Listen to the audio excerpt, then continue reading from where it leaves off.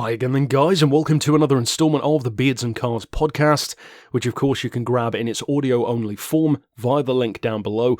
And this particular topic fairly naturally, I think, leads on from previous videos and discussions that we've had here on the channel, even in the comments of the Gran Turismo 7 trailer, the general discussions that you can find all over the place for the future of Gran Turismo, maybe not even just GT7, but even beyond that, still considering GT Sport, for instance, as the current game that we have. And the interesting thing I think about this equation, which is, of course, is Gran Turismo 7 going to live up to the hype, is that you can make a pretty well-rounded and fairly justified argument on both sides of the fence. You could make a strong argument for why it will live up to the hype. And there is even some evidence from those trailers that can support that. There is a lot to love in that announcement trailer. And it's only one trailer that we've had so far, and it's already shown a lot of good stuff. New cars, new circuits, or newer versions of circuits, a return of many things that many of us have loved from the past of the franchise. So you can definitely make an argument that yes, it will live up to the hype. However, you can also make an interesting discussion and an interesting argument about the other side of that it will not live up to the hype because the hype is so ridiculously high now.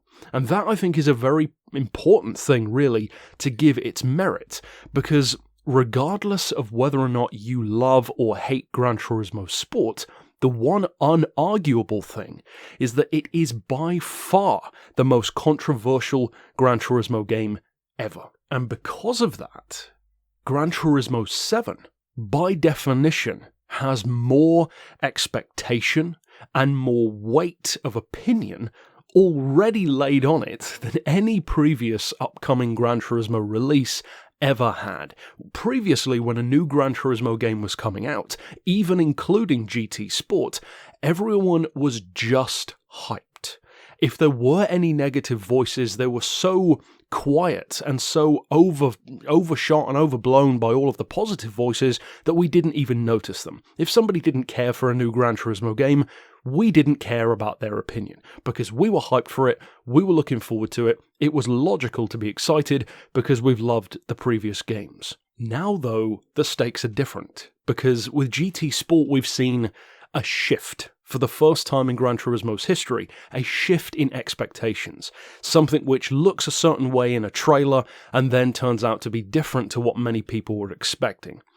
Now, you can have an entire discussion on whether or not those people should have expected it, whether or not the trailers were misleading or not, and I've talked about that before at length, and I believe I've discussed more than enough reasons why, yes, the trailers were misleading, and regardless of what people did or didn't expect and what they were or weren't told, there are just aspects of the game which did not satisfy people. So with that out there, of course Gran Turismo 7 has a lot to live up to, because many of us, myself included even, are really looking forward to having a more traditional Gran Turismo experience. Because for me, and I'm sure some of you at least agree with this sentiment, my issue with GT Sport never was, and probably never will be, that it caters to esports. I don't want those FIA kids to be left out. I think it's great for them that they can pursue that they can potentially become a real race driver, much like the Nismo Academy used to do. The problem that I have, and this is more of an issue of justice, not of gameplay, is that it's simply not fair to the existing fans who made the platform and made the series as successful as it was, including that game, to leave them behind for the sake of this new passion project of Kaz's, where he just focuses in on the 1% of the 1%, the cream of the cream, who are the best drivers. There's nothing wrong with highlighting the best drivers, but don't leave everyone else behind for the sake of that. That's just bad business, it's disloyal, and it's as simple as that. There is barely any opposing argument that you can make to that, because that's just the way it is. So with that in mind, as I said, that was never my issue. I don't care about those kids getting the chance to race. That's great for them. The issue was that the rest of the game was not fleshed out enough. Even with all of its updates, it just doesn't feel like an authentic Gran Turismo experience to many of us, again, myself included. And although its heart is in the right place more often than not, it just doesn't hit the mark. So for many of us, in fact, again, regardless of personal opinion, the numbers don't lie. Just look at the amount of people who've watched the GT7 trailers compared to how many people watched the GT Sport trailers. The numbers speak for themselves. It's already more popular. There is far more chatter about this game than there was for GT Sport as well. And I should know because I reported on a lot of it at the time, and it's where the channel really started to grow. So the facts speak for themselves. The numbers don't lie. People are more hyped. People are looking forward to this more than they were with Sport. And although the esports fanatics who love stuff like GT Sport, Project Cars, ACC, that kind of stuff, that's all well and good, but that was something different for Gran Turismo. It was not a traditional experience, and for those of us who did want that traditional experience, we didn't have an option. That was the only current game that we could play. And once again, that raises another secondary issue because they shut down the GT6 servers almost instantaneously, and that meant that many of us couldn't even have an option. We couldn't go back and play the next closest thing because that was taken away from us as well. So with GT7, yeah, it has a hell of a lot of expectations behind it, and so many people are expecting great things of it. Another example can be shown by my remix or re-edit of various other video game footage to make quote-unquote my version of a Gran Turismo 7 trailer. Some people didn't get the joke. A lot of you did enjoy that trailer, and I really enjoyed it as well. I loved making it, and I'm happy with the end result. Basically, I wanted to use footage from other games, including some Gran Turismo titles, to make a more traditional-looking Gran Turismo trailer. And even some of the comments on that video, and some of the comments on the official trailer for GT7, the announcement trailer, and various other conversations and comments and messages that I've had, people have been really going out of their way, I would say, to put huge expectations on GT7, expecting things which are all but guaranteed to disappoint you. You go into Gran Turismo 7 hoping for 1,000 cars and the most circuits we've ever seen and body modifications, you are going to be disappointed. I guarantee, because the game is not going to be that big. That's just the way it is. The game requires so much more work, even just the amount of polygons alone compared to the previous titles. It takes more effort now. You could make probably 100 cars in Gran Turismo 2's graphics compared to the time it would take to make one car now. And that's not a justification by any stretch. I'm just saying that if you expect 1,000 plus cars, you're probably going to be disappointed. And I think that's something else which needs to be remembered on the overhyping side of this argument. Because if you overhype it for yourself, well, yeah, that's a pretty definite way of Gran Turismo 7 not living up to the hype. So my advice, not like anyone's going to necessarily take it, but my advice for those who are interested is don't expect too much of the game. My expectations are very, very measured at this point. If you compare this episode to the previous episode where we talked about GT7 as well, if you compare that to my breakdown of the trailer, of the career mode stuff that we saw, all of these videos that I've been making, the vintage Alfa Romeo that was spotted, all of this kind of stuff, even my predictions videos before we even had the trailer, one consistent thing is that I'm always fairly realistic in the stuff that I say. I don't say, you know what guys, I reckon Gran Turismo 7's going to have all the Koenigsegg's ever made at release. We're going to see Interlagos and Lasart and the Nürburgring, but also Road America, Road Atlanta, Sebring.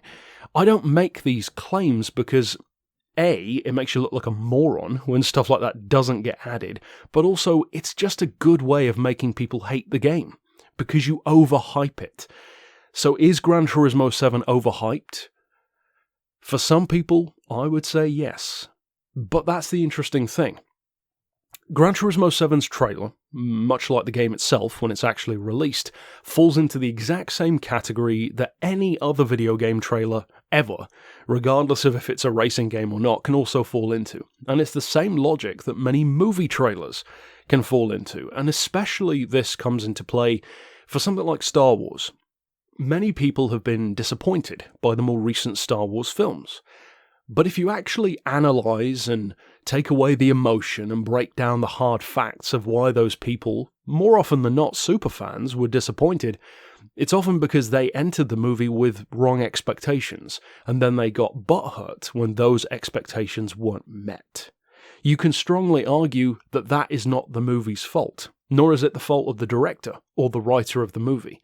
Your expectations are just that. Your expectations. And of course you can apply this same argument to GT Sport. And this is where the trailer comes into play, because a lot of people, I would probably even include Polyphony in this, they just don't understand this certain aspect of what makes a trailer so important. And this is something which I strongly believe. And that is that a lot of people view a trailer, either as a viewer or even a creator of it, as being a very simple thing. It's just this short showcase of what a game is going to offer to get people hyped and to make people want to see the movie, buy the game, whatever the case may be. That is technically true. But what a lot of people miss, especially the people who make the trailers more often than not, is that a trailer is so much more than just a way to get hyped and a way to sell things. A trailer is in effect a visual agreement, a bond, even a promise, you could say. It's somebody saying, this is what I'm going to offer you. Do you want to play this game? Do you want to watch this movie? Because this is what I'm going to give you. That makes all trailers for movies and for games a lot more almost morally weighty than you would think they are. Because if you say something in a trailer or allow people to believe something with a trailer that turns out to be false, well, now you've essentially done the same thing as a parent, for instance, who lies to their child to make the child do something that's beneficial. Regardless of if that thing is beneficial, and if it helps the child in some way, what will the child remember? That the parent lied. That is the same with a trailer. Even if the movie turned out to be good, if something is presented in a trailer that is misleading, people will more often remember that more than anything else. Likewise with a game. If you overhype your own game by showing things that aren't going to be in there, showing things that are overblown, showing things that are straight up misleading, well then you're pretty much sowing the seeds of your own public and social downfall, because you can guarantee one thing about any fandom. They're very quick to be negative. Regardless of what it is, movie, book, game, anything. So to me, Gran Turismo 7 being overhyped at the moment is more the fault of the players. I don't think the trailer that we have so far overhypes anything. And of course I can't say that for a fact until I've played the game, but nothing in that trailer looked disproportionately overpromising. Everything in the trailer was shown. We saw the menu, we saw the cars, we saw the tracks, we saw the graphics, slight change of day, change of time.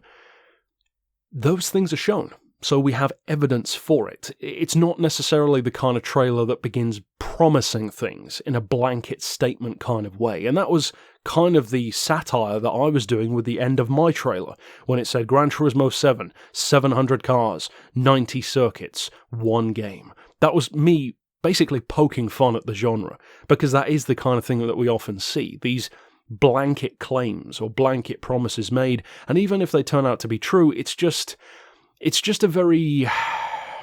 It's an iffy way of marketing, because when you just throw numbers or statements out there without anything being shown, you're kind of setting yourself up for a lot of scrutiny, especially if you don't deliver on it. And Gran Turismo Sport kind of proves that, because in the trailers for that game, at least one or two of the trailers, the game specifically marketed itself as being for everyone. Something like ages 7 to 70, if I recall correctly. There was like footage of a grandpa playing with his grandson on the game. That is not what Gran Turismo Sport is. The trailer was specifically geared to make it look like a traditional Gran Turismo experience, because Gran Turismo has always been for all ages. GT Sport is not. There's no 7-year-old who's going to be in the FIA GTC events. That's just a fact. None of them are. When you grow older, sure, but I don't see any 70-year-olds in the live events. I don't see any 7-year-olds. So what is this nonsense about it being for everyone? It isn't. The whole point of the game is exactly the opposite. It's for the cream of the cream.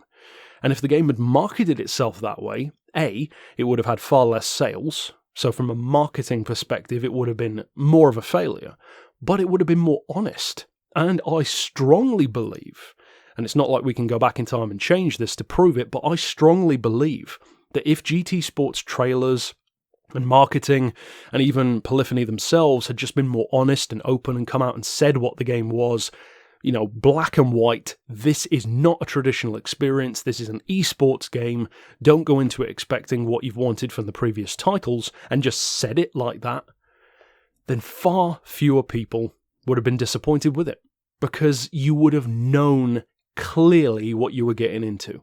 And as somebody who watched and talked about all the trailers, all the teasers, somebody went to the press event and played the game before everyone else did in 2016, I can categorically say the game in no way indicated that it was going to be as radically different as it is. It simply didn't do that. That is not the way it was marketed. With GT7, one of the reasons why I am hopefully optimistic about it is because this trailer is different. No claims were made in this trailer about it being for a certain group of people. And that is a much better way of directing a trailer and a better way of editing a trailer. Don't make promises in your trailer. Show things. Because showing things that are tangible, things that are already in action, that is a much better way of giving people an idea of what they want from the game than making claims. It's one of the reasons why I'm not a fan of trailers that combine real-life live-action actors with video game footage, as GT Sport did, because it's not necessary. I'm not buying a life simulator, I'm buying a racing game, so just keep it to that. So overall, my thoughts are just that. I believe that for some people, yes, it will be overhyped. I believe that a portion of people will probably be disappointed by GT7. However, the most radical difference, and to me the most important difference in that statement, is that with GT Sport, I think those people are justified in their disappointment. With GT7, I don't think that will be justified. I believe that GT Sport, based on what we've seen, will be a more traditional Gran Turismo experience. I believe it will be all the better for it. I believe that a vast majority of players who were not happy with the previous game, GT Sport, will be more happy with 7. I believe that a lot of people will be overhyped. When you start expecting that amount of cars and tracks, like I said, you're pretty much setting yourself up for failure because it's not realistic. And I would hazard the guess that the majority of people expecting that and saying such in comments are probably younger. People who don't really understand what is involved in making a game. So you're kind of justified by being younger, that you don't really understand, what goes into it. But still, it's a good way of overhyping yourself. For me, my expectations are very measured. I'm expecting good things from the game based on what I've seen, but I'm also not making crazy expectations or claims for myself, because that's a good way of setting yourself up for failure. And there's a difference between doing that and making predictions, because if you, again, look at my predictions videos, the vast majority of my predictions are pretty grounded. In fact, more often than not, they tend to be returning cars, rather than something crazy and new and unlikely. But overall, that's it for my thoughts. Tell me yours down below. Do you feel super hyped for the game? Do you feel maybe underwhelmed by the trailer? I know some people are, and I know that some of you as well, and you could discuss this down below if you wanted to, have pretty legitimate reasons why you don't even care that much about GT7 because of your current experience. And I wouldn't necessarily knock you for that. If you have good reasons for it, and many of those people do, then yeah, I can understand why you may be a lot less interested in this game than you would have otherwise been.